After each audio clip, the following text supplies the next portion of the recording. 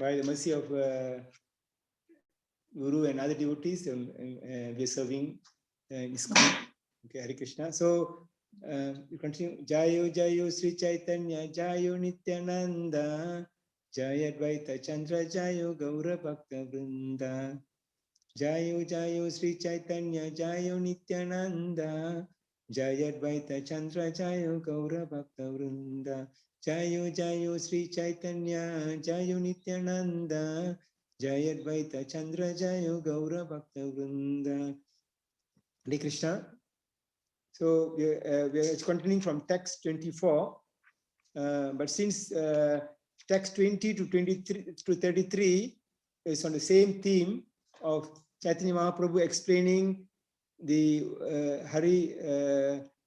Harinama verse to Sklambara Brahmachari, so we'll backtrack to verse 20. Prabhu, can come a bit closer to the audio. Audio appears to be low for many devotees. So for me, it is okay. Okay. Hare Krishna, is it better? Speak louder. Hare Krishna. Okay. Okay, let me check my. It's on full. Yeah, it sounds okay. Is it clear? It's not clear. I can change the data from Wi-Fi to data line. Is it clear now? Or is not For clear? me, it was okay, bro. Others, please show your hand. Prabhu, little volume you have to increase yourself. Yeah. Okay. It is not mic volume. Your volume. Okay. Let me now change to. No, your voice. You mean?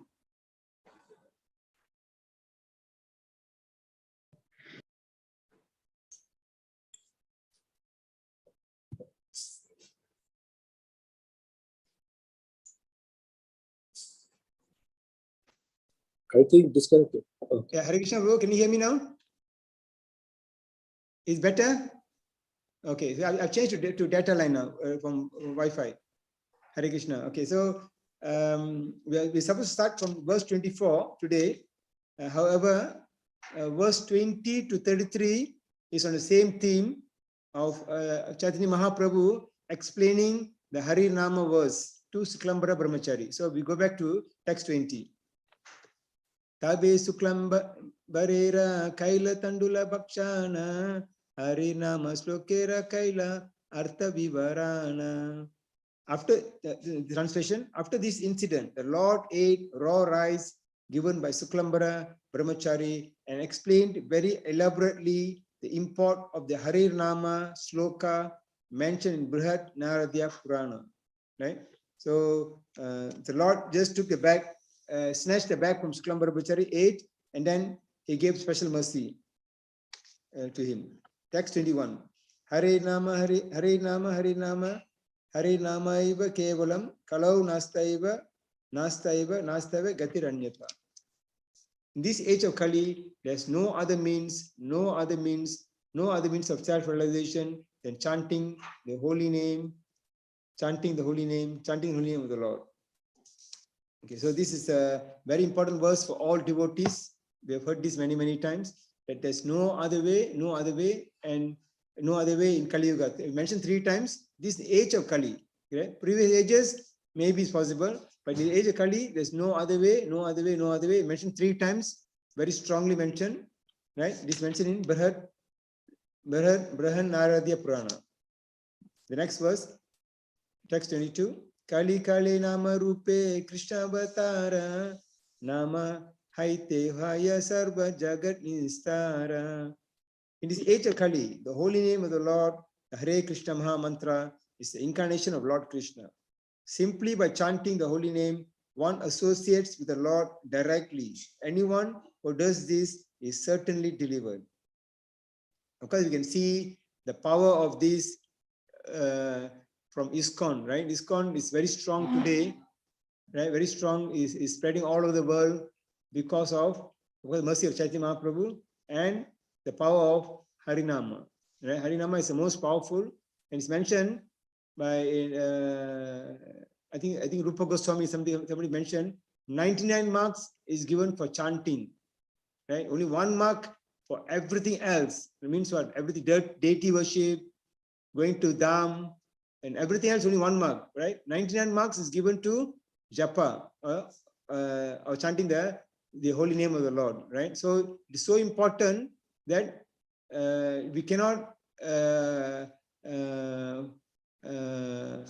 fulfill our requirement to chant minimum 16 rounds. That's important. That's even if it come to situation that you're so busy, you cannot do deity worship, you cannot do this, but japa is more important. Of course, you should not. If you have deities, you can't neglect the deities for sure, but must find ways to make sure that the chanting is completed. Chanting is the most important, which will support your deity worship, will support your seva, everything. So chanting is like charging your batteries, right? This is the most important. Of course, even deity worship will support your japa, right? Seva will improve your japa. So it's both ways, but importance is given to Harinama Sankirtana. Text 23. Dadyalagi Harinama Uktiti Naravara Jadaloka Bujaite Puna Eva Kara. This verse repeats the word Eva. Certainly, the word certainly is Eva, is repeated 3 times, right? For emphasis, and it also 3 times repeats Harinama, the holy name of the Lord, just to make common people understand. Right? This is very important. Like how we tell our children, please do it, please do it, please do it. So similarly, Shastra is telling to the unintelligent population Kali Yuga 3 times, right? Even then, how many are following, right? How many, even Hindus, how many actually tell this mantra to them? They just listen and that's it, right? They come for BB one day and then they just follow, right? So many people are just, even though so clearly mentioned in Shastras, they still are stubborn. Is my voice clear, Prabhu? Okay. So, here Prabhupada is saying the emphasis is something the ordinary person. To ordinary person, you must repeat 3 times, right? You must do it, must do this. So similarly, Brihanadya Purana emphasizes chanting of the holy name of the Lord, right? Why? This is the only way to free ourselves from the clutches of Maya. The only way. There's no other way to escape from Maya. The only way is to escape is to the chanting of the Hare Krishna mantra. And Prabhupada is also saying, from his practical experience of the Krishna consciousness movement all over the world, and so many millions of people are factually benefiting from this path of chanting Hare Krishna mantra, right? But it must be done according to prescribed principles. Okay, and now back to text 24 for today. Kevala sabde punarapi nischaya karana jnana yoga tapa karma adi nivarana. The use of the word kevala, or the meaning kevala means only, prohibits all other processes such as the cultivation of knowledge, practice of mystic yoga, or performance of austerities and fruitive activities. Right? So, and here in the purport, Prabhupada is telling this is a secret. This is secret of success. Secret of success, right? So chanting Hare Krishna mantra is the only way, right? And then, so many people doesn't know that this is a secret of success. In Kali Yuga, secret of success in spiritual life is Harinama, Harinama, Harinama, Eva Kevalam, right? This is a secret, right? Kali, there's no other way. Every other way, right? So many way of Jnana Yoga, Karma Yoga, all this Astanga Yoga, all are not the root, success route. Only success route is Harinama Sankirtana, right? So Prabhupada says that others are actually wasting the time, right? And not only wasting the time, they're also wasting the time of the followers, right? So many gurus are coming, right? These gurus are talking about Astanga Yoga, Jnana Yoga, Karma Yoga, so many things that they're teaching. And especially in today's WhatsApp world, everybody is a guru, everybody writes something, right? So they are simply wasting everybody's time, right? We used to read, and it's, oh, maybe makes sense, right? So this is they're all wasting our time, right? So, and Prabhupada also mentions that when we tell this truth, people get angry. Instead of telling thank you, they are opposing ISKCON and say, oh, no, you're talking, as per Shastra is allowed. But Shastra is very clear here. No other way, no other way, no other way. Other than Harinama is so clearly mentioned, but still they want to take the not recommended way. Right? This recommended way, and they don't follow. So Prabhupada says we cannot compromise and say, oh no, yeah, nine is okay, karma yoga is okay, tapas, doing tapasya is okay. It's not compromise. We cannot compromise. Prabhupada is very strong on it from day one till the end. He just stood by the fact that chanting is the only way to success in spiritual life. So this is the truth, right? Text 25. Anyata yemani tara nahi kanistara nahi etina eva kara. This verse clearly states that anyone who accepts any other path cannot be delivered. This is the reason for the triple repetition of nothing else, nothing else, nothing else, or no other way, no other way, no other way, which emphasizes the real process of self-realization. So here, this is for Kali Yuga, right? Previous Yuga is okay. In this specifically mentioned, in Kali Yuga, that is the only way, right? I still remember one of the friends, a devotee in Doha, Gupta Prabhu, he's a chartered accountant, right? So his son wanted to do accountancy, right? So what he did, he went to the examination results, right? He got one number, he keyed the number 100108, he keyed in. He got the result failed. Then he put another number, fail. Another number, the next number, he started putting, so fail, pass. Then fail, so long fail and one pass, right? So he went through the few hundred numbers and said, so many are failing, right? One pass, so many failing. So he told son, don't ever do chartered accountancy. I'm no offense to the other chartered accountants.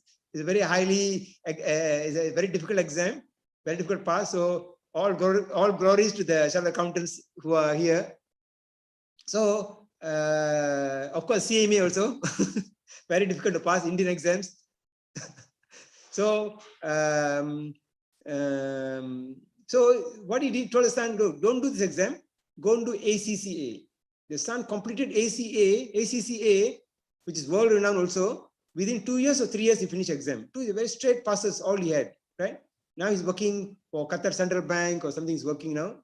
He's very happy, right? So similarly, why do we need to choose a difficult, wrong path when we have an easy path, right? Harinama eva kevalam is an easy path, high success rate, right? 99% pass, right? In fact, 100% pass, right? Ultimately, the person will 100% pass. So why people choosing Vastanga yoga? How many self-realized soul in yoga we've seen, right? So few, right? 1 in a million may get enlightenment, like Buddha, and some success is there, but it's like chartered accountancy. Fail, one will pass, right? So why do we need to choose such a difficult process when there's an easy path given by Shastra? Right? The next verse, text 26. Trina haite nichahana sadala binama apani nira bimani anye dibimana. To chant the holy name, always one should be humbler than the grass in the street and devoid of all desire for personal honor. But one should offer others all respectful obeisances. Right? This is the verse from Siksasakam, Trinapi Sunichena. So he has mentioned that we should chant the holy name. One should be humbler than the blade of grass. Right? Why humbler than blade of grass? Because grass, when you step, it comes up. But devotee, when somebody steps, you stay down, don't come up, right? Humbler than blade of grass. Grass is already humble, but everybody steps in the grass, but you become more humble than that. So this is the secret key to spiritual world, right? It's a key to spiritual world. Right? Verse 1 says, our heart is, Sastakam says, our heart is dirty, so you chant with the holy name. Second verse says, you can chant any name, the millions of names, chant any name. Third verse says, Trina api sunichena, Tarur api sahisruna, amanina manadena, kirtanya sadahari. This is the third verse, and this verse is a key that opens the door to the spiritual world, right? So the door will only open when you are humbler than a blade of grass. If you're not humbler than a blade of grass, then this thing will never open to the spiritual world. right? So basically, humbler means what? No personal honor, right? No personal honor, right?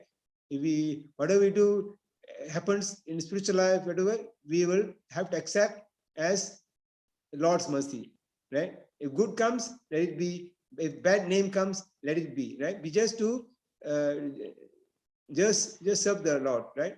And also personal honor is worthless, right? What's the use of personal honor? No use, right? There's no use of personal honor because it's not going to contribute anything to our spiritual progress, right?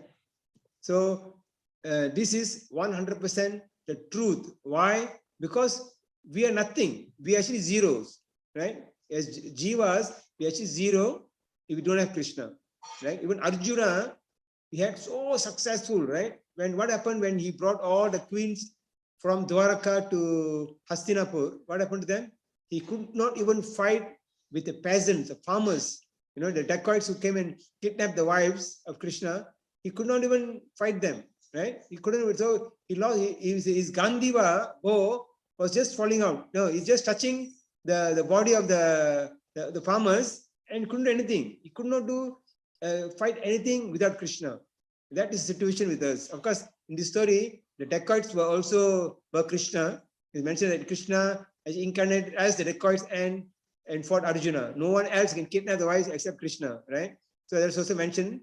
But the fact is, Arjuna became, he had no power at all, right? The Kshatriya king, the person who was so powerful, could fight the Mahabharata war, couldn't fight the small little farmers, who didn't have weapons, right? So that is a situation with all of us, right? We are nothing, zero, right? All the stories are meant only for us, right? So even sometimes we feel, we are such a senior person in the company, we are such a senior devotee, this, that. End of the day, we are nothing, right? So if we understand the truth, then it's easy to be humbler than blade of grass, right? It's understand, that's a fact, right? We understand the true fact of our position, then it's easy to, it's not an artificial imposition on the mind saying, oh, I want to be humbler than grass. No, that's a fact, right? It's a fact that we are nothing. The house we have, everything we have, even the spiritual mercy we have got to be in ISKCON is not because of our own endeavor. It's because of mother's prayers, father's prayers, other devotees' mercy, senior devotees' mercy. One should think like this. So I'm a devotee because of Ramananda Prabhu's mercy. I'm here because of Bir Krishna's Prabhu's mercy, Nityananda Narasimha's mercy. All the devotees' mercy, that's the only reason why I'm a devotee today is because of the other devotees around me, right? The Lord has kept me as a devotee to make others devotees and to associate with the devotees. So on my own, I'm nothing. Okay, move text 27. Taru sama sahisnuta Vaishnava karibe but sana tadena kake kichunai na balibe. A devotee engaged in chanting the holy name of the Lord should practice forbearance like that of a tree. Even if rebuked or chastised, he should not say anything to others to retaliate, right? So here is mentioned that we should be more tolerant than a tree, right? Why? Because a tree is engaged should be forbearance like the tree, sorry, like a tree. Why a tree? Because tree gives shade. Even you cut the branches, it still gives shade, still gives fruits, and most important thing, it doesn't complain, right? So she forbearance. If rebuked or chastised, you should not say anything to others. Even you're scolded, some devotees come scold you, Hare Krishna Prabhu, keep quiet, right? That's the best thing. So just keep quiet, should not say anything to others to retaliate, right? So if this is the way of the devotees, more tolerant, be tolerant like a tree, right? And don't answer back, right? So the answer back becomes is not good for devotee. But however, there's exceptions to this, right? What are the exceptions? If another devotee is being happening to another Vaishnava, then you should fight back, right? And if the Lord is being blasphemed, right? You should fight back. Not if somebody chastises you, you keep quiet. If somebody chastises anything, but not the Lord and other devotees, you should fight back. Text 28. Katileha taruyena kichuna bolaya sukaya marita bujala namagaya. For even if one cuts a tree, it never protests, and even if it is drying up and dying, it does not ask anyone for water, right? So here, Srila Prabhupada is mentioning tarur iva sahisnuna. The practice of forbearance is very difficult. But when one actually engages in chanting the Hare Krishna Mahamantra, the quality of forbearance comes automatically. Right? This is the beauty of the Hare Krishna Mahamantra. Right? Forbearance comes automatically. But how you chant? To come to this stage, how you should chant? The first verse, humbler than blade of grass. You must chant in that, in the correct prescribed principles. Then this will come automatically. Right? Practice of forbearance is very difficult, but one actually engages in chanting the Hare Krishna mantra, the quality of forbearance automatically develops, right?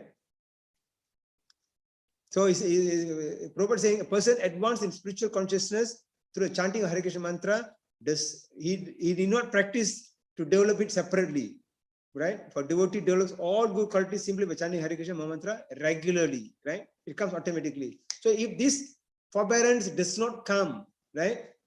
Right, we'll discuss later that we have to, it's like a checklist into our own self, right? Why we're not having a taste for chanting? Why we not having forbearance? Why are we all these things we should do a checklist, right? Then every month or every quarter, we should look back and say, have I progressed spiritually 3 months back and now? Do I have attraction for the Harinama? Do I have attraction for the deity? Do I have attraction for the devotees? Do I love the devotees, right? We should be in love with devotees, right? If we're not in love with devotees, something's not right. We're not in love with Harinama, something's not right. We're not in love with our deities, something's not right. If we're not in love with the practice of devotional service, something's not right, right? So all these, we're not in love with the scriptures, something's not right. So all these things were not happening, something's not right, spiritual practice, right? We have to keep on increasing until a day comes that we are so attracted to devotees, right? We're so happy to see devotees, so happy to talk to devotees, right? Any devotee, right? Okay, text 29. E mata Vaishnava kare kichuna magiva ayachita vritte kimva sakafala kaiva. Thus, a Vaishnava should not ask anything from anyone else. If someone gives him something without being asked, he should accept it. But if nothing comes, a Vaishnava should be satisfied to eat whatever vegetables or fruits are easily available. Right? So it's mentioned here, Vaishnava should not ask anything from anyone else. Right? If someone gives him something without being asked, he should accept it. But if nothing comes, Vaishnava should be satisfied to eat whatever vegetables and fruits are easily available. Right? So this is a very important quality. As well in ISKCON temples, no one will disturb you for money. Right? Because we're not supposed to ask. Vaishnava is supposed to ask. But somebody gives a donation, they accept it. Right? So, and also it's a practice in mentioned Bhagavatam. If somebody comes to the house, right? Comes to the house, we should give him something, at least water to drink. Something should be given to the devotee. He said, if it's not, it's called a house of vultures, right? House of wolves. Wolves or something mentioned. I forgot. It's some animal where it's a house of wolves, right? So if a Vaishnava doesn't give any offer to somebody coming, we should give, right? I remember it's a very good practice by Gujaratis, right? Rashesh Prabhu and Bhavesh Prabhu here. Whenever you go to the house, they will force you to eat. No, Prabhu, I just had dinner. They'll come put on your table. Nuts, something they'll put some lot of prasadam they put non-stop. They'll give you, right? It's a culture, very good, nice culture. I always think very nice culture. Even if we say no, but we still eat because they've offered to you, right? So this culture is very important. Force devotees to eat. Force them to eat. No, Prabhu, you have to eat, right? They may say no, but eat. So this is something wonderful that we'll learn from Rashesh Prabhu. I think he's I don't know whether he's here today. Ashay Prabhu and Janaki Mataji. And Bhavish Prabhu and Priya Mataji also have the same culture in the house. Right? Hare Krishna. So we continue. Text 30. Sadhanama laiba yata labita santosha eta achara kare bhakti dharma posa. One should strictly follow the principles of always chanting the holy name, and one should be satisfied with whatever he gets easily. Such devotional behavior solidly maintains one's devotional service. It's a very, very powerful verse here. One should strictly follow the principles, strictly follow the principles of humbleness, tolerance, all that. You strictly follow and chant regularly. He said, always chant the holy name, always, Sadahari. Yeah, always chant and be satisfied with whatever he gets easily. Be satisfied, what do you get? Don't over endeavor. If anything comes, let it come. Both material, spiritual, whatever, let it come. Don't over endeavor for it. Of course, spiritual, you have to endeavor, of course, spiritual thing, but don't over endeavor for material items. Whatever he gets, easily. Such devotional behavior solidly will maintain one's devotional service. It's very important. So, here in our chakra, we started the chanting in a Zoom for the last 1.5 years, right? We've been chanting from morning 5:30 our time to 6:20, and 10 minutes we read Bhagavatam. So I find it, because of chanting same time, because I was hearing the other day from a material perspective, they said to learn languages, right? To learn language, the secret is, one of the secret is, the person is saying, learn same time, right? If you're practicing today at 7 o'clock a.m., tomorrow 7 a.m., 7 a.m., 7 a.m. So they done research and found that people who do same time, they progress faster in the learning of languages, right? So somebody may learn 7 o'clock today, tomorrow 8 o'clock, different time. So there's a secret of the body clock, right? Body clock secret is, at the same time, body automatically switches to the language mode, right? So you learn faster. So similarly, since you're doing every time 5:30 to 6:20 consistently, so the chanting is better, is improving. This is my personal experience. We feel better because over a year, so the body clock is input into something, so it feels an improvement. So we should have the similar practice is good. Okay, text 31. Tirunapi sunichena tarur iva sahisruna amanina manadena kirtanaya sadahari. So one who thinks himself lower than grass, who is more tolerant than a tree actually, and who does not expect personal honor, yet is always prepared to give all respect to others, can very easily always chant the holy name of the Lord. Very easily. So this is the secret of progressing in spiritual life, right? In making sure a japa is good, right? One who thinks himself lower than a grass, more taller than a tree, and who does not expect personal honor, right? No personal honor, and yet is always prepared to give respect to others, can easily always chant the holy name of the Lord, right? So we discussed all this while. So more taller than grass, right? Because grass is being stepped by everybody, right?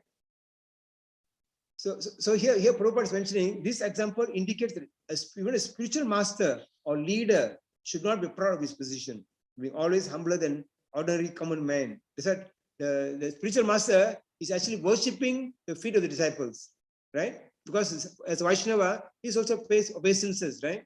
So he should be humbler than the common man, right? Lord himself is worshipping the dust of the lotus feet of the devotees, right? Why Ram paid obeisances to Lord Shiva in Rameshwaram, right? But everybody saying he's worshipping him. Actually, he's paying obeisances to Vaishnava, right? He worships Vaishnava. Lord Shiva being the greatest Vaishnava, he's paying obeisances to him and worshipping his devotee, right?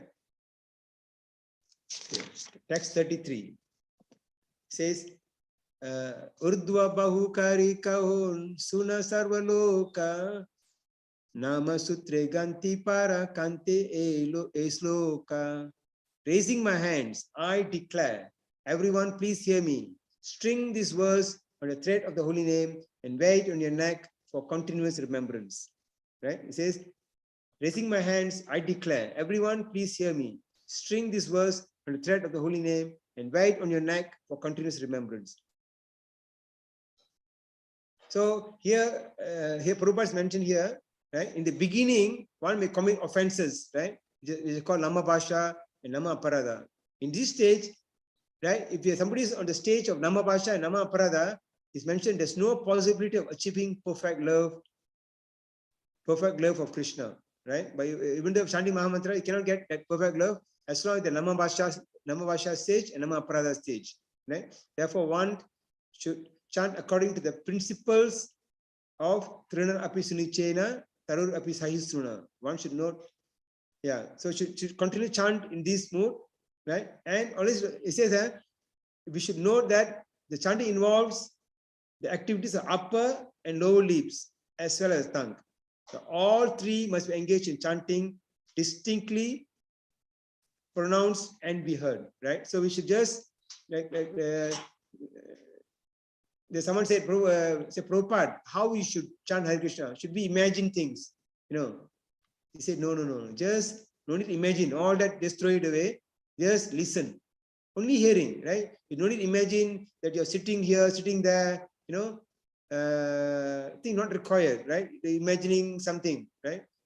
Just listen, right? Listen and try to pronounce it as clearly as possible, right? Saying Hare Krishna, Krishna Krishna, Hare Hare, Hare Rama, Rama Rama, Hare Hare. It should chant clearly. And so sometimes one mechanically produces a hissing sound instead of chanting, right? So here, one devotee from Canada, I forgot his name, he came and did types of japa people do. He said, phone japa, somebody reading, looking at the phone and Hare Krishna, jumping, it's called japa, it's a phone japa.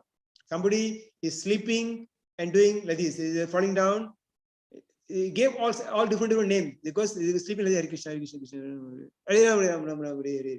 So different offensive chantings are there, right? Cooking japa, somebody is doing cooking and doing japa, cooking japa. You know, some japa is called Krishna Krishna Hare, Krishna Krishna Hare, Krishna Krishna Hare. They don't actually chant their words properly. They say Hare Krishna Krishna Hare Krishna. So they actually don't chant the words properly, right? Even the football japa, you know, different japa he gave for 20 different kind of japa. He actually showed how they actually do, right? Offensive chanting. Of course, most common is, of course, we all do is phone japa, right? While reading the phone, we're chanting, right?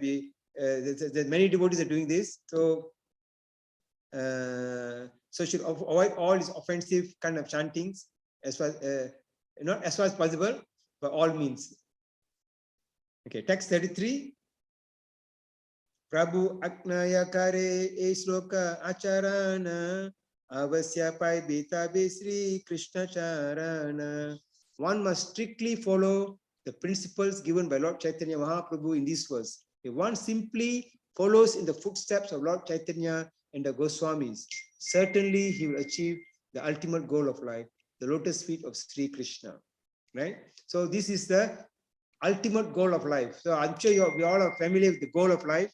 Some material people have goal of life. What is my goal of life? They want to go to university. What's the goal of life? And make sure my children, I buy a big bungalow house. That's the goal of life, right? Many people have goal of life. The only goal of life we should have is what? Attaining the lotus feet of Sri Krishna. Everything else is waste of time, right? So somebody was saying, my goal of life is go to Kartikeya, right? To worship Kartikeya. I said, but you go to Kartikeya, you go to Indraloka. I said, no, I'll go to spiritual world. I said, where is he mentioned in scriptures, right?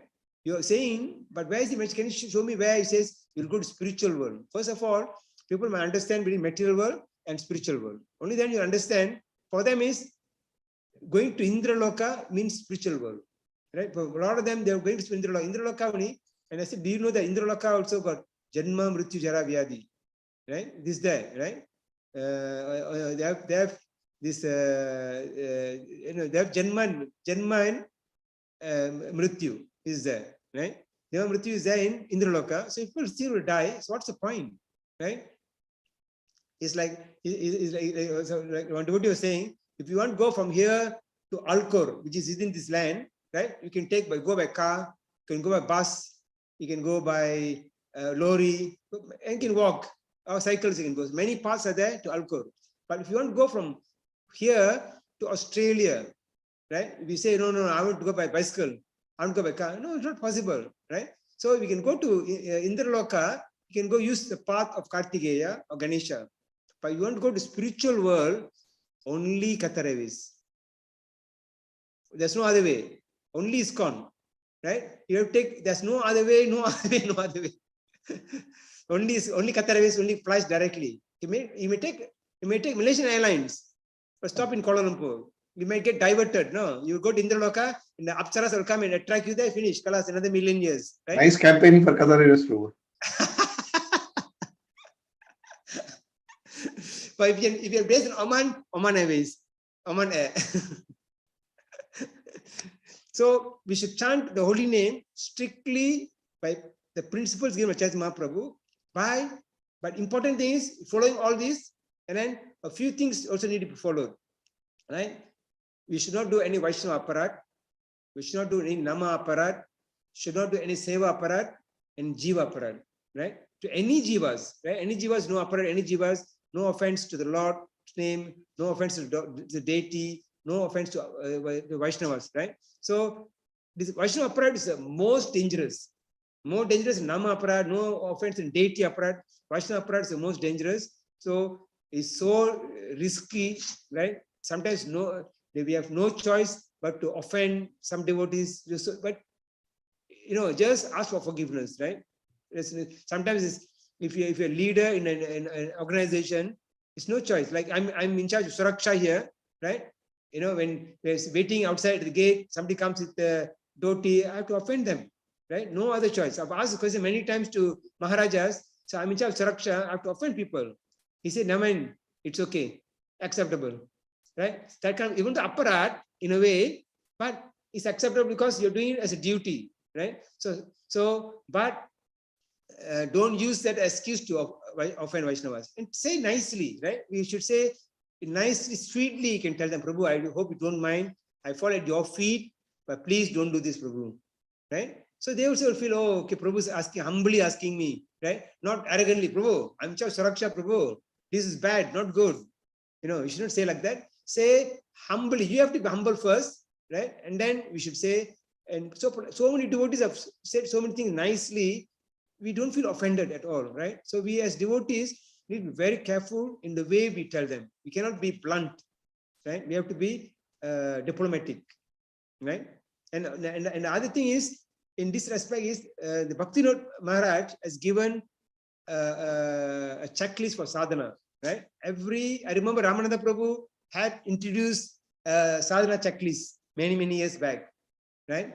Many years back, every day we have to tick the how many japa rounds, what you did, all that checklist we have to do, which is recommended by Bhaktivinoda Maharaj, right? Bhaktivinoda Maharaj, Bhaktivinoda Thakur Maharaj has introduced this. Say every time you must do a checklist and say, where was I 3 months back and now? Am I progressing? Right? Do a checklist, right? What discuss now? Do I have attraction to the Harinam? Do I have attraction to the devotees? So am I improving? If you're not improving, go back. Am I doing Vaishnava aparat? Am I doing Seva aparat? Am I doing Jiva aparat? What am I doing wrong? Right? It's all available in our thing as a guidance. So what mistake am I doing? Right? So we could be doing any of the aparadas. Right? Aparada means what?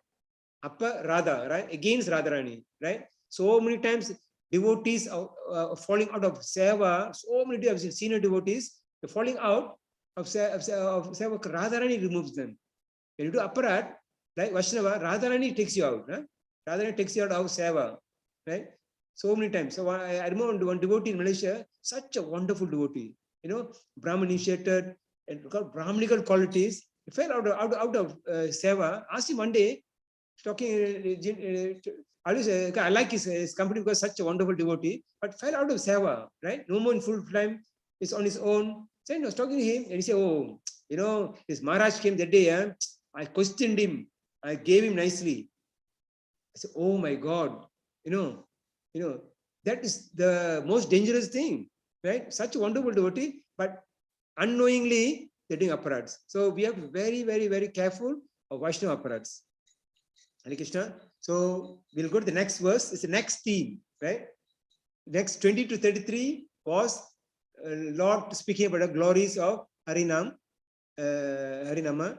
So 34 to 59 is the theme is episode of Gopala Chapala, right? Gopala Chapala is very famous story. It explains enviousness, right? What's enviousness? So I thought we have another 10 minutes. Just cover. I won't go through the verse. I'll just say something about enviousness, right? So the host taking next week can cover the actual verses of the story of Gopala Chapala.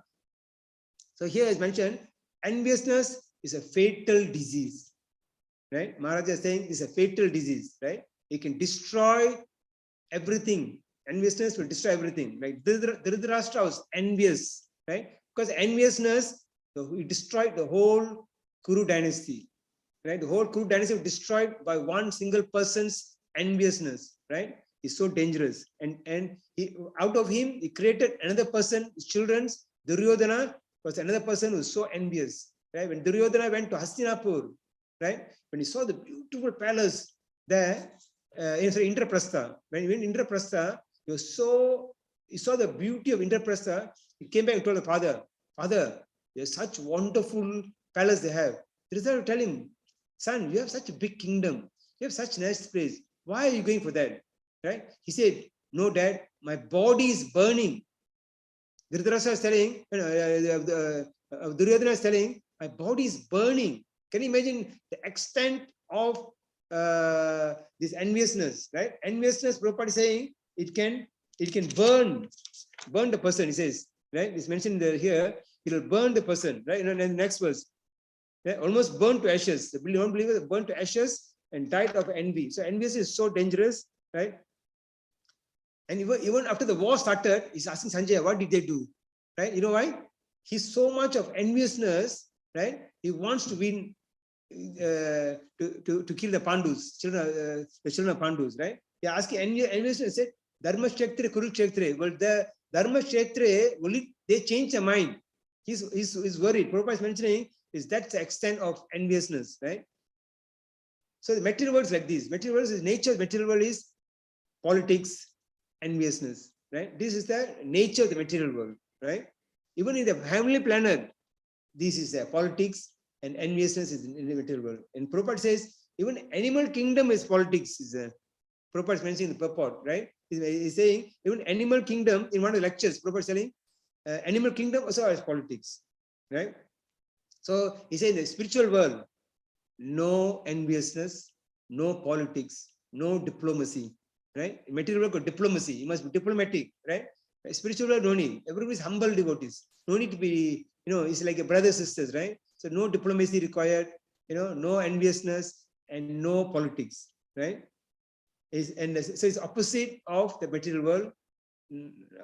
So in the material world, one man is envious of another, right? So on this respect, I will say two small stories.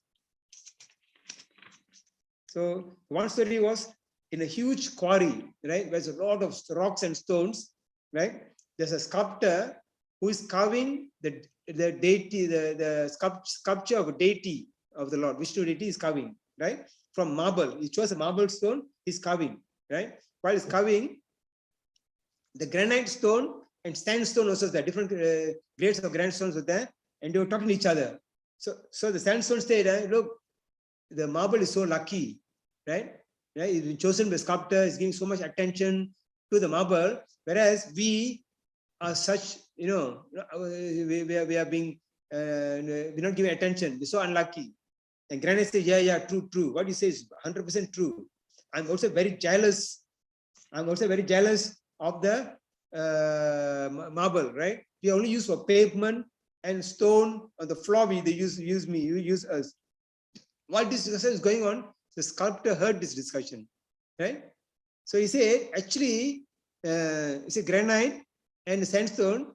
Actually, I also tried to sculpture on you and sandstone. I tried, but you cannot take my strokes. You cannot take, whenever I stroke, you're breaking, right? But marble is not breaking. That's the reason why I'm choosing marble. The marble is able to take my tiny strokes of chisel, the painful strikes of thing on the stone is taking. You know why? Marble has got perseverance, diligence, and endurance. Right? So these three qualities are important for all devotees. We have to be, must have perseverance, must have diligence, and endurance. Right? So if you have these, then you can progress on your own. You don't have to be envious of other persons. Right? This is a story. I have another. There's one more story.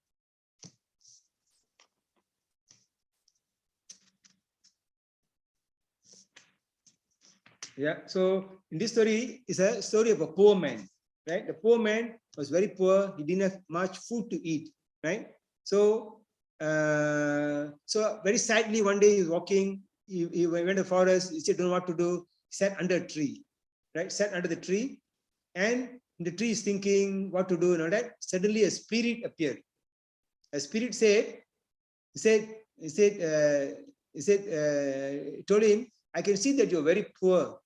Right? I am the king of this forest. Right? I'm the king of this forest. I own this forest. Right? And I see you're poor, but I can give you a boon. I can give you a boon. Right? I give you a boon every day. You can have one boon each. Every day you can have this boon as many as you want. Boon. Right? You can ask for anything. Ask for anything every day. Right? But only one condition. Right? Whatever you ask, I'll give twice as much to the neighbor. Right? Whatever you ask, I'll give twice as much to the neighbor." See, yeah, no problem. Wow, you're giving so much. What's the problem? No problem. So he was so happy at that stage, at that point. He was very happy. Then he went back home, and then he asked for the first wish. He said, "My house is so small. Please give me a nice big house." He got nice big house given by the spirit, gave him a nice big house. He was very happy. The next morning, he's going to the field, right? When he's going to the field, he saw the neighbor's house was massive, 3 times bigger than his house, right? Because spirit said he will get 3. He said more times he will give. So 3 times the bigger than his house. He said, "Oh my God, such a big house is God." He said, and he went to the owner, he shook hands and he said, "Look, I'm so happy for you. I'm so happy for you." His neighbor told him, "I'm so happy that you got a nice big house now." And he walked to the he walked to the farm and worked in the farm. In the farm, he's thinking, say, "This bastard, this neighbor, all my hard work, he's getting all of it easily. Didn't do anything, he's getting it. He's thinking like he's doing his work." Then he went back home. Then he said, "Okay, let me ask the spirit for bigger house," right? So he called the spirit and said, "Spirit, I need to be having grandchildren, everybody. So can you give me a 3-story house?" Ching, he got 3-story house. Then, okay, then he was so happy walking around house and nice big bathrooms and nice rooms, living room. He was so happy walking around a house until he came to the window. Across the window, he saw, oh my God, the neighbor has got now a 6-story house, 6 stories high, so huge. So, oh my God, this bastard again, is getting a benefit out of no hard work. He felt like this. And then he went to the next day, he woke up, he went to the farm. Then he looked at the farm, he said, "Our farm is so small. How nice, I have a big farm," right? So he called the spirit, "Spirit, my farm is so small, I want the farm to be big," right? So the spirit gave him a land 10 times the space he had. He was so happy. Then he went to the neighbor. Neighbor had a land which is 20 football field size, huge.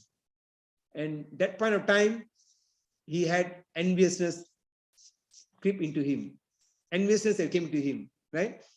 When enviousness came into him, right, he felt the pain of envy and became miserable, right? About what? About the good fortune of the neighbor, right? Neighbor's got big land, big house, right? He became more envious him. He became he get miserable about good fortune of the neighbor.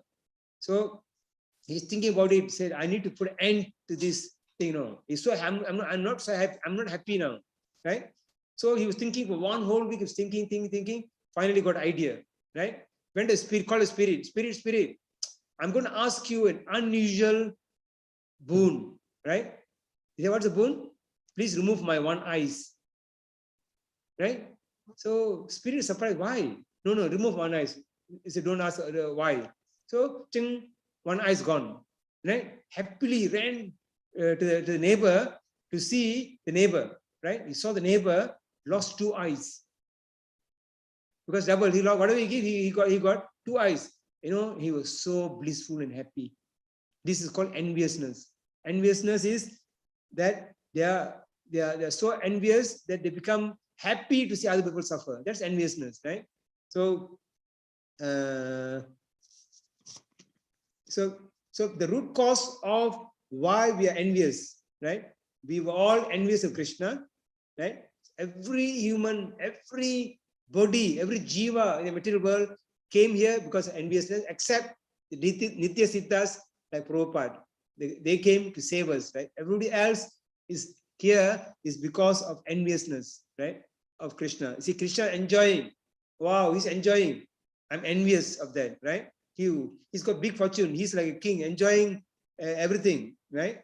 So by nature, soul by nature is actually pure, right? Because of this enviousness, right? But question is, in the spiritual world, there's no enviousness. So how did we get envious? Right? This is a question asked some senior devotees in a class. He said, Prabhu, don't go into that depth because there's a lot of debate going on within ISKCON on this matter. It's a very complicated matter, very complex matter. Instead of thinking why I fell down, think how you have to go back. Right? Don't ask question on why we fell, Prabhu, why we fell, going deep into it. That's no use, right? Think of how you need to go back now. No, that's more important than these questions, right? So anyway, for somehow or other we fell, right?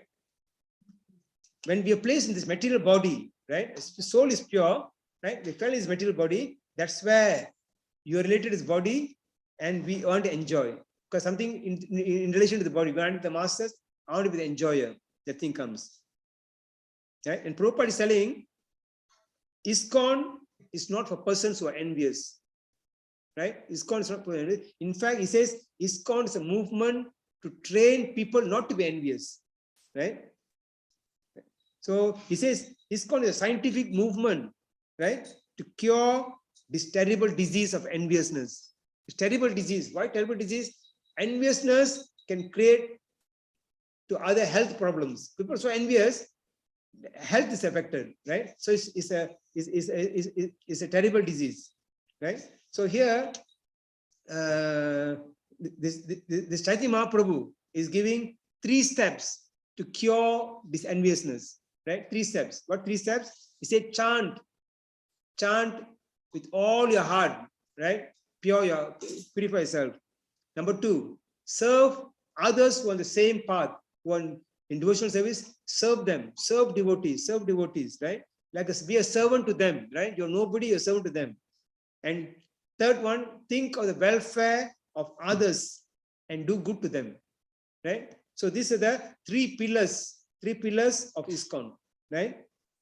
Chant Hare Krishna and serve the Lord, and serve others as a servant, right? And think of the welfare of others. Okay, Hare Krishna, we'll stop here. Almost time's up. Any questions? Hare Krishna Prabhu, thank you so much for your usual way of conveying the message in a very, very appropriate way, and very practical aspects you are covered. The nice stories, that is your expertise. I was waiting for the stories, and you did reserve them for the end of the class. Thank you so much, Prabhu. We are taking home wonderful messages today. The enviousness, how destroys our spiritual life, and very nice practical points are covered, and how one should develop the humility Tunada Pisinichana, Karo Pis Sarishna, Man in a Manadana Kirtaniya. So this is Lord Himself has exhibited that shows that we all not only simply follow the Lord's footsteps, but also practice what Lord has said in our spiritual life. That is a key of our success.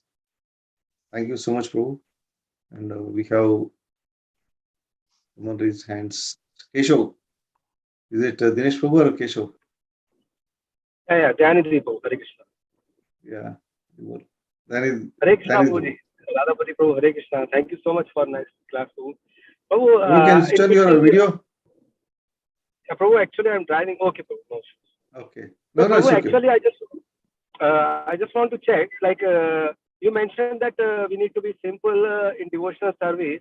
But we have heard from other Vaishnavas, unless and until we come out of comfort zone, we cannot progress in spiritual life. So how this can be understood, Prabhu?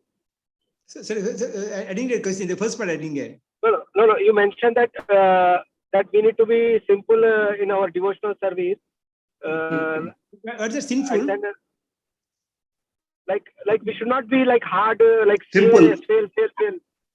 Like CA, you example gave like CA is fail, and then we need to opt for easy options. Then other Vaishnavas say that if we are in comfort zone, we cannot progress in spiritual life. So I just want to understand how we can understand this. Okay. So there are many paths there. So the let's say you do meditation, right? Vishwamitra did meditation for how many years? 50,000 years he meditated, right? And then he fell. Yeah. Right? So it's a very difficult process. So why go in that path, right? You may go karma yoga, you may go other. This all is a very like going to the 100th floor of a building. You're going up staircase, right? So Shastra is saying, why walk up 100 steps, 100 stories, right? Why don't you take the lift? So Harinama Japa is the taking the lift, but that doesn't mean that you take it easy, right? That was very difficult. But even within this path, don't be in comfort zone. You know why? Then you won't even take next step, right? Even this path is not like you just sit down and have a tea, coffee, relax. No, you have to wake up early morning. You have to wake up, but it's not like standing on one leg and doing tapasya in the ice mountain, right? This is wake up early morning, bathe the cold water, right? Cold water in GCCs is tolerable, right? So it is, of course, you cannot go in comfort zone, right? Even this, it doesn't mean easy, that it's so easy that I don't make any effort. No, you have to make effort, but not as much as the other paths, which will take many births and so much difficulty. So the comfort zone is that you should not should take it easy, right? Don't be in comfort zone. That's why sometimes when you are chanting, initially we'll have kind of bliss, happiness, or that. After a while, you won't have it. You know why? Lord don't want you to be in comfort zone. Work harder. You know, because you're in comfort zone, everything is blissful. No, it doesn't work that way. You have to work hard, right? This difficulty is good. Like Kunti is saying, right? Give me more difficulties so I can remember you all the time, right? So Lord will not put you in comfort zone. As devotee, He will somehow give something to keep us always alert. The comfort zone is very dangerous, right? Hare Krishna. Right. Very good. Thank you so much. Hare Krishna. Sachiprem Mataji. Hare Krishna Prabhu, Dandavat Pranam.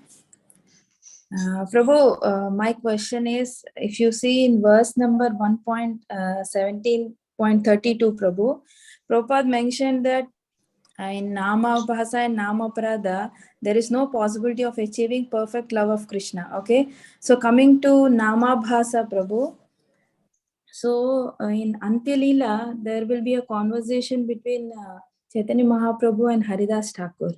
Okay, in that Haridas Thakur will be mentioning that even in Namabhasa stage, so he can be delivered. Okay, he gave the example of Ajamila. So how to understand this part and that part, Prabhuji? Okay, so here is a very nice question. Right? So Namabhasa, Namaparada, at this stage, no possibility achieving perfect love for Krishna. Right? You can't have the perfect love for Krishna. However, the chanting of the holy name itself, right? The Lord promising that I will remember to come and take you. You don't remember me, right? But I'll make sure I remember to come. I will come deliver you, right? So in this life, of achieving perfect love, but Lord's mercy is always there, right? Somebody may be doing offense. It could be Namabhasha, Namaparada state, right? But Lord's mercy is there, right? We don't know what kind of sukriti the person has in his previous birth, right? Lord's special mercy is there, right? So even it's mentioned, the mercy of Lord is costless. We don't know why, who's getting what, when, we don't know, right? So costless mercy, right? Costless means without reason. Without reason. So people can achieve at any point of time, they can achieve and go back to Godhead, right? Like example given Ajamila. Ajamila actually perfected himself after that. He got the mercy, but he went to Haridwar, then he perfected himself, and then he went, right? But not necessarily everybody must get 100 marks, right? Achieving perfect love of Krishna is 100 marks, right? If only 100 marks is like chartered accountancy exam. Somebody may get 50 marks, 51 marks, all can go to spiritual world, right? In this path, even somebody get 5 marks, also can go to spiritual world. Depends, right? That's the mercy of the Lord, right? Okay. Thank you. It's costless mercy. Thank you. Thank you, Prabhuji.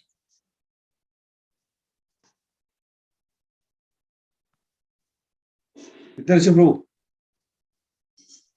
Hare Krishna Prabhuji, Dandavad Pranam. It was amazing class, lot of practical applications. And also now you started with, in the beginning, that the 99% of marks goes for chanting, japa. So my question is, would you kindly share some personal realizations, like where do you stand and how to improve on chanting Hare Krishna Mahamantra? Okay, so this very important aspect of our KC life, right? So I always feel that we always have to have a checklist on our own self, right? To always think that I'm here because of other devotees, right? That's a very important aspect of spiritual. I'm not qualified to get this Harinam. I'm not qualified. I'm here on borrowed mercy, right? It's not. I don't owe. I don't have the mercy. I'm borrowed mercy, right? So this thinking is so important, that I'm nobody. I'm not qualified. I'm not a high birth. I'm actually, you have to think yourself that you are you're a low-born person, right? Spiritually, for spiritual perspective, I'm a low-born person. I'm not a Brahmana. I'm not a Kshatriya. I'm not all these qualities, right? I am low-born, right? By the mercy of other devotees, I got His mercy, right?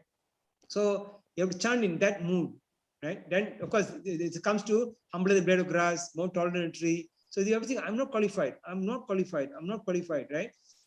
You are even your children and your wife. You will think that you're lower than them, right?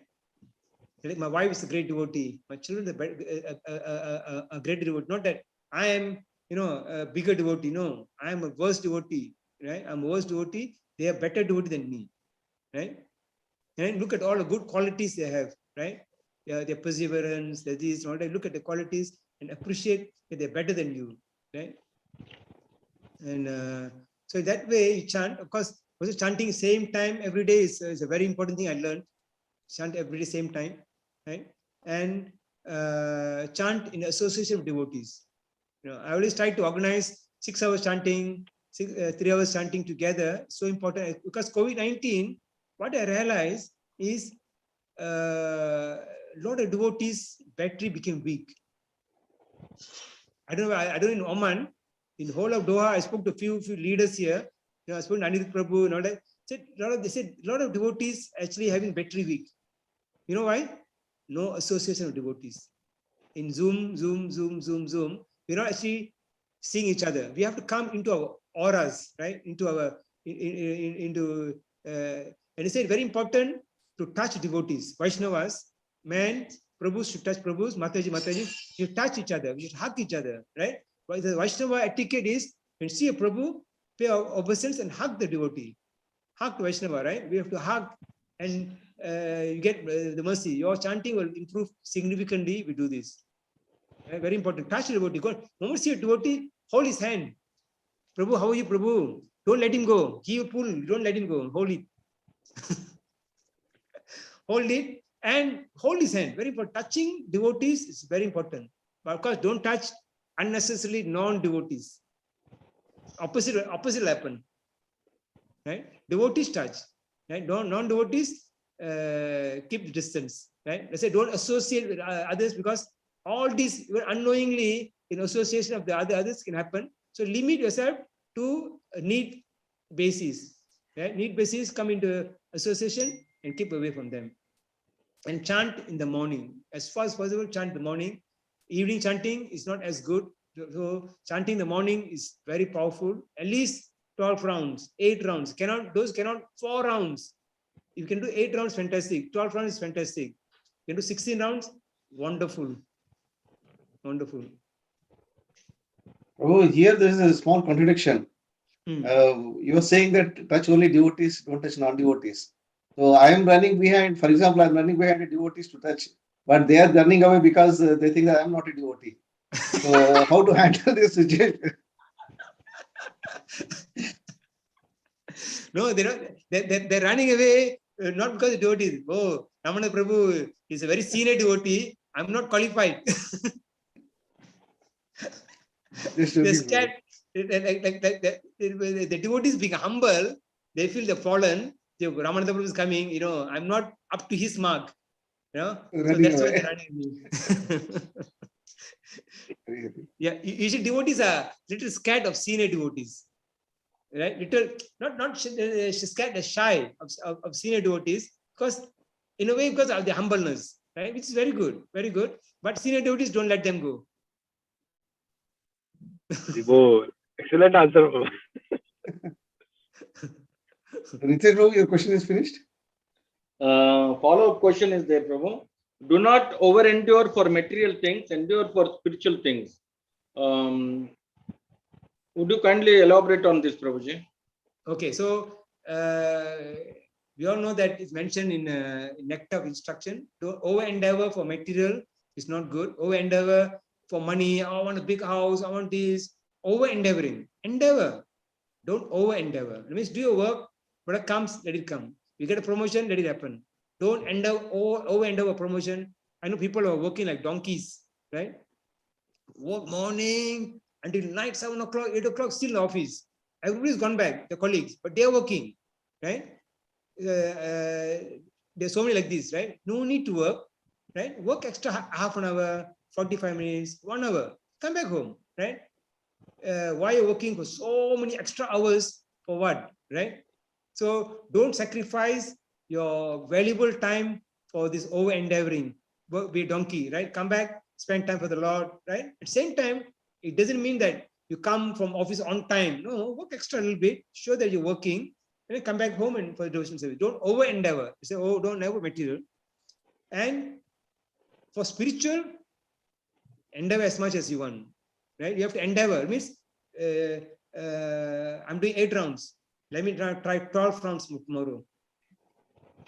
24th. So you have to keep on endeavoring for spiritual. There's no loss or diminution, right?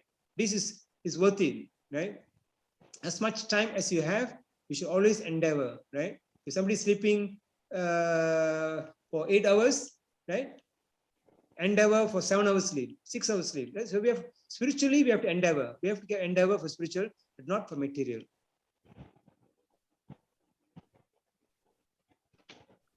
And last question, Prabhu, can I ask? Sure, Prabhu. Yeah, like as RKD Prabhu said, that in your devotional span, anytime you come across, we talk about like Dhritarashtra, Duryodhana, they are all political people and all. Have you come across, have you felt that even within ISKCON there is a politics? 100%, Prabhu. So how to overcome that? 100% is there. So how to overcome? That's a Don't good involve, question. sir. Don't It's a involve very with good politics. question. Huh? Don't involve with the politics. Leave about others. 100% is there, Prabhu. 100% is there. Right? So people envious for what? So many things, right? They're envious for among devotees. Oh, Prabhu's doing a nice program. You know, how they did big program, I did small program. Enviousness is there. It's natural because we were here because enviousness, right? Nobody can say, oh, I'm not envious. Enviousness is everybody, but levels of enviousness is an issue. Nice seva, you know, nice seva is doing, how come you're not doing? I also feel sorry, they also feel sorry for themselves that they cannot avoid this enviousness. You know? The enviousness, somebody else has good birth. From birth is Krishna conscious. The enviousness of that. So the envious of everything, right? Everything is envious. So so how to fight these? Right? How to fight these? Right? So being devotees, we know the truth, right? We understand the real nature of material world. What's the nature of material world? Nobody is happy. Nobody's happy, right? Your colleague, our colleague who's got promoted, right? Our colleague got promoted. Go and talk to him and speak to him his personal life. You'll cry, you'll cry and come back, right? Because they got so much problem, so much family problems, so much other issues. Material world, nobody's happy. He's happy for 1 day, 2 days, right? And then he's working because he's promoted. I know a few guys, you know, in my place got promoted. You know, they became VPs, right? You know, 6 months back, he was a nice, handsome looking guy. 6 months later, I'm seeing big tummy, looked old, aged in 6 months because of his promotion, right? So look at all this, be happy what you have. You know, Lord knows what best to give us, right? He knows. He wants to give promotion, he'll give promotion. He said, it's not good for you. He will not give it to you. He put some sort of a hindrance, he'll put a wrong boss will come, or some wrong thing will happen, a mistake will do. Lord puts everything for us so that he doesn't want us to get a promotion, right? So we should be happy. We should be happy that, oh, I didn't get promotion, right? Be happy. Instead of being envious, oh, that he got promotion, you know, of course it comes naturally, but think of that guy is not happy, right? He's not happy. He's also struggling. So have compassion towards him actually. Instead of being envious, show compassion. So we should, and once we are in the mood of Trina Pisunichena, humble, right? We are nothing, right? What is there to be envious of other people when you're zero, right? Whatever we have is because of other devotees, right? The devotee who are envious could be the one we are devoted because of him, right? Because we're devotee because of his mercy. I'm a devotee. How can I ever be envious of him? That's the most terrible thing to even think, right? So, and we should always be, should not go for name and fame. Name and fame is a maha culprit. Biggest culprit is name and fame, right? And fortunately, in the GCC, because like even here, because of Suraksha reasons, not many people are interested in name and fame, right? So somebody asking, why is ISKCON, spiritual life in GCC is much more better than India or in Malaysia, right? It's something that is here in GCC is not there in Malaysia or even in India, right? Many people have said this. What is the difference? Difference is people here don't want to go for name and fame as much as in India or in Malaysia, right? They want to go name and fame. That's the biggest culprit. Yeah, they want to go name and fame. Right here, Prabhu, you can be the leader, no problem. You know why? You take more risk. right? So people not so interested, because more you hold position, more risky it is end of the day. So I don't know how in your place here is like this. So not many people interested in name and position as much as other areas, right? So that's the most important thing, and should always be ready to give up your position, right? Ramananda Prabhu is a good example. He was a Chakrapati. Just one day said, Prabhu, I'm stepping down, you become Chakrapati. Nobody told him to do, right? Say, step down. So he stepped down. Overnight, he came in, me Chakrapati. Then after some time, Prabhu, now I think it's time for you to give up to another person. Give it, right? Give it away. So it's very important not to hold on to a position. That's why in ISKCON Chapati, they have this thing of the temple system, which is worldwide known is the temple person is only for 2 years. Then he becomes deputy. He'll put another person. You know why? One, you hold on to position for many years, unknowingly, these things crops up. You know, the problem that stops us will come. It comes in, right? Even seva, right? Somebody's holding on to seva. Don't let go seva. When Mataji was here, she was telling, oh, Bhakti, she's Bhakti Vendana. She was here, and she was telling everybody's fighting for seva. Nobody wants to give seva. The garland seva, flower seva, the deity seva. Nobody wants to give. Some new devotees coming, they're not giving. I say, Mataji, that's not good, right? You should give your seva to the next person. If somebody is eager, why you don't give? Oh, Prabhu, I don't give, Prabhu, then I lose my seva. So why don't you give? In a month, you got 30 days seva or 4 weeks seva. Give 2 weeks to her, right? Give half of your seva to that person. Share, right? By doing that, you know how much Lord will be so happy with you. How much your Guru will be happy with you, right? She went back and she did the same thing. And she said, called and told me, Prabhu, I'm so happy that I did this.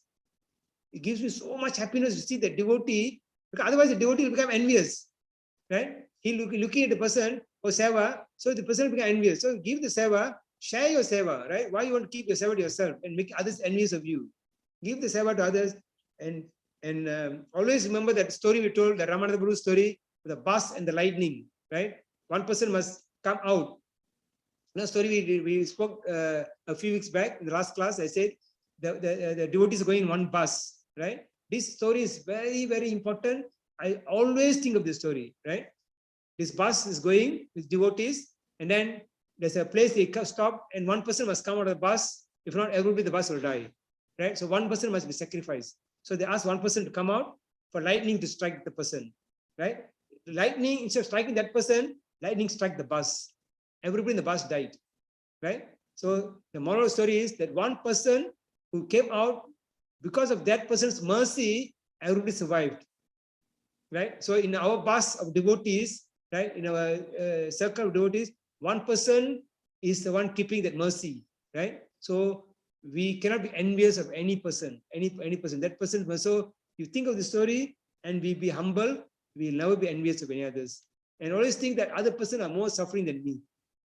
They could be promoted, they could be having a big car, they could be having a big house, they could be, you know, all that. So it's very important.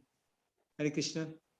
Thank you very much, Prabhu. Nicely giving the practical application and your personal application. Thank you very much. Hare Krishna. Thank you, Prabhu. So there's one hand raised by from Mataji. I don't know the full name. PPDD. Hare Krishna, Prabhu. Danat pranams, Prabhu. Hare Krishna. Mataji, your name?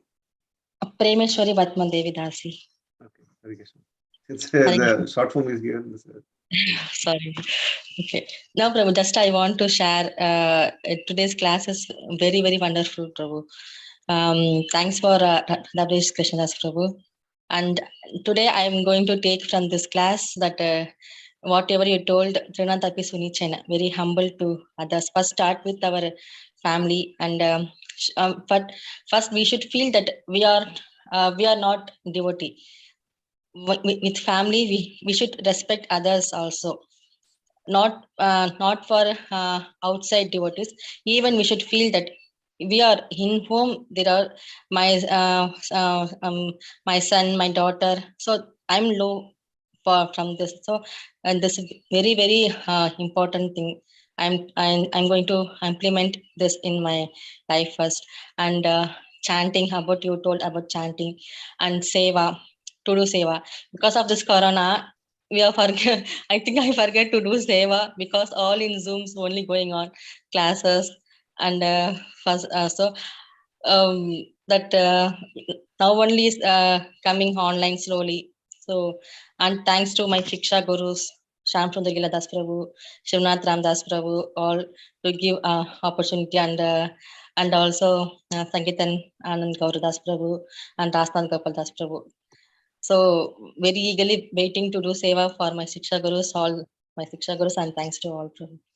Thanks to give opportunity. Hari Bol, Hare Yeah, Krishna. very well. Thank you, Mataji. Thanks for sharing your realizations. Thank you, Prabhu. There are no more questions. So we can end the I think session. Krishna Prabhu had a hand up. I think. Yeah, Hare Krishna Prabhuji, very nice class. So only one question, short question. But before that, you said the devotees should touch each other. So that was really struck me. And in fact, few days back, I touched Sivaram Ramdas Prabhu and Shyam Sundar Prabhu. So after that, I am feeling joyful. Okay, Prabhu. So really, it works. Prabhuji, this is like Trinadapi Sunichana Tararopi Sahisuna, and the devotees should be very simple and humble. But when we are in the office, in the office we have to be diplomatic, and suppose people are reporting one person and many members, so there we have to different way manage them. So if we become very simple, then the things does not go properly. So but again we are having the duplicity, in the office something like that, in the home we are coming different. So it's very difficult to practice Prabhu. That the office also impacting in the home. So how to manage both? How to come out, to become very simple without any duplicity? So can you please advise? It's a very good question, excellent question, because it also was my personal issue, was same thing, right? I'm a devotee at home, I'm a demon in the office, right? Example, right? So it's mentioned in the scriptures, Jagat Prabhu was mentioning once. He said you should get angry when the need is required, right? When I say the sun is breaking the glass, right? I bring something. Cannot say, Prabhu, cannot go to the sun and say, Hare Krishna, Prabhu, son, please continue breaking it, right? You're going to give a slap to him, right? So when the time comes, you have to get angry. You have to stop the person from doing that thing, right? Like anger, for example, when Hanuman got angry in Sri Lanka, he's glorified for it, right? Now, there's no one said, oh, he's a devotee, why he got angry? He burnt Lanka down, right? Burnt Lanka with his anger. He is glorified today, right? So because in the service of the Lord, right? Service of the Lord, he did it, right? In the office, we have to do your duty, right? Arjuna in his duty, what he did? He killed people, right? He killed in his duty. What he did? He had to kill people, right? He didn't say, oh, I don't do kill, I'm a devotee. No, he killed, right? As part of a duty, right? To uphold dharma, his duty as Kshatriya to kill, right?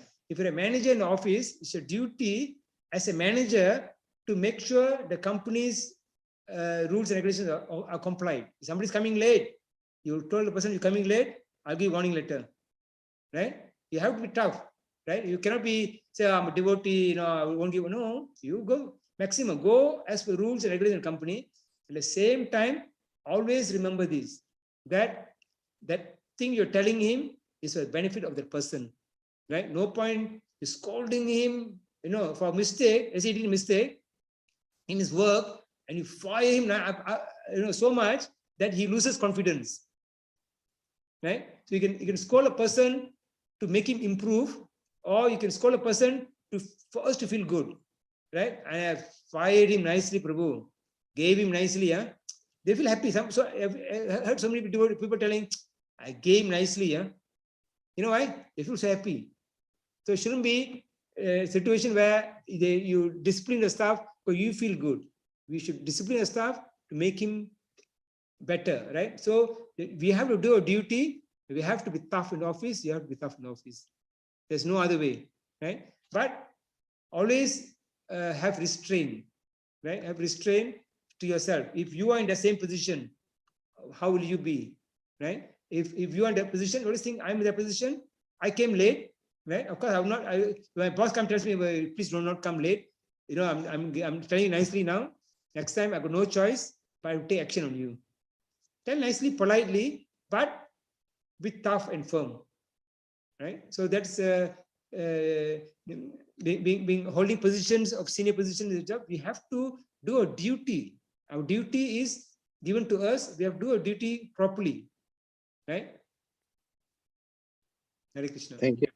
Thank you, Prabhu. Also, I remember Shyam Sundar Prabhu used to say when he does the sanskar, because he will take the karma of the the person from whom he is doing. So on that day he will chant 32 rounds. So similarly, I think those who are in the leadership position, they should chant more and they should do more service. That also. Thank you, Prabhu. Okay, very well. Hare Krishna. Thank you, Prabhu. Wonderful explanation. So to add one point, generally people say that we should have two hats, devotee hat, non-devotee hat. But I say that there is no need of two hats. Have only one hat, which is a non-devotee hat. Remove that when you come out from your prescribed duty. So your original constitutional position is always there. So you don't have to wear two different hats. That is a diplomacy. Where we don't have to be diplomatic wearing two hats. And so remove the hat of non-devotee. So your constitutional position is already revealed. Thank you, Prabhu. Thanks for your nice class. Prabhu, Nitesh Prabhu, any announcements? Yeah, so thank you very much. Next week, His Grace Ramananda Kannaya Prabhu's class is there, so we are eagerly waiting.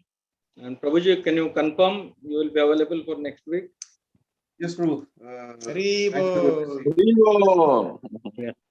So we have to start from verse 37. From 34. Thank you, Prabhu. Thank you, Nitesh Prabhu, for giving me a service. Very thank you, Prabhu. So, Radhapati Prabhu, shall we conclude the session here? Haribo. Thank you, Prabhu. If we can glorify Chaitanya Charitamrta, then we can end the session here. Okay. Sri Chaitanya Charitamrta is a wonderful pastime of the Lord.